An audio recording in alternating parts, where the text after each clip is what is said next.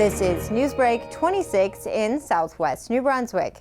I'm Vicki Hogarth. Here's what's happening in our part of the world. At the first regular March Council meeting for the town of St. Andrews, Council unveiled the bus route for the highly anticipated free hop-on, hop-off bus service launching in the community this summer.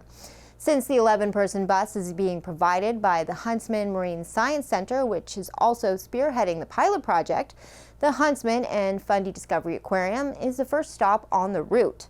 The bus will then make its way down Water Street to Princess Royal, followed next by stops at the Kiwanis Oceanfront Campground, Kingsbury Garden, the Algonquin Resort, then to the Welcome Centre at the W.C. O'Neill Arena before heading back to the Huntsman. There is a proposed additional stop on Water Street at Elizabeth Park that could potentially be added to the route. The stops have been determined by the businesses and organizations that have currently partnered with the Huntsman to launch the bus service. Roger McNabb of Kiwanis Oceanfront Campground says his organization jumped at the chance to be part of the exciting pilot project.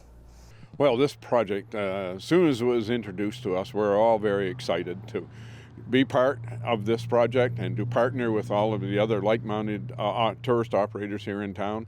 And, we have a lot of big rigs, and once they're parked, then the bus will offer our guests a way to get downtown. And we have a lot of seniors who maybe can walk downtown, but the walk back they can't, so now they have a bus. So it's just a great service to have available for our guests and for also the residents of St. Andrews. The bus will make the 7-stop loop continuously between the hours of noon and 5 p.m. Thursday through Saturday during July and August. The town of St. Andrews is supplying signage and benches for the bus stops. If the pilot project proves to be successful, then a more substantial bus route and schedule could be in the works for future years. Grand Manan lost its local air ambulance service in late 2022, and last week that loss was felt for the third time in recent history, when Emma Boynton had to give birth in an ambulance on the side of the road.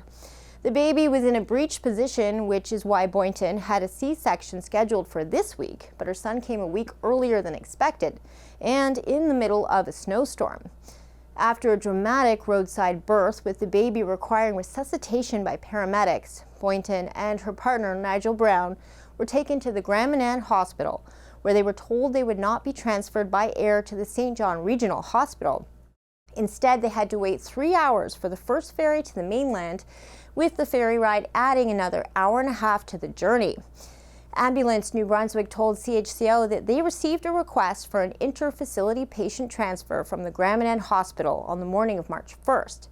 In a statement to CHCO, Ambulance New Brunswick spokesperson Christiana Williston said, A&B evaluates each transfer request from Grand Manan on a case-by-case basis, and these decisions are based on several factors, including the clinical condition of the patient.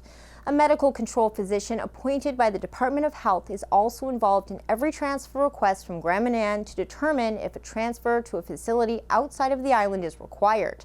It is important to note that there is a hospital on Grand Manan with qualified healthcare providers, and not all patients qualify for an off-island transfer if they are stable and able to be cared for by providers on the island. Boynton, Brown, and their new baby Lucas are all doing well, but wanted to share their story on CHCO to, quote, remind everyone why Grand Manan needs a medevac air ambulance. Finally, local job seekers of all ages and skill levels will have the chance to meet with multiple employers all in one location at the Charlotte County Job Connection at the Garceland Civic Center in St. Stephen on March 16th from 11 a.m. to 3 p.m. Charlotte County Dial-A-Ride is providing free transportation to those who call to book a drive at least 48 hours in advance, and free on-site childcare is also being provided for participants while they attend the job fair.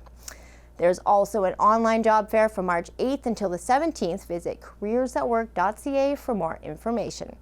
That's all the news I have for you. For more stories and online exclusives, follow us on Facebook at chco.tv. A news and public affairs production of CHCO TV, New Brunswick's only source for independent community television.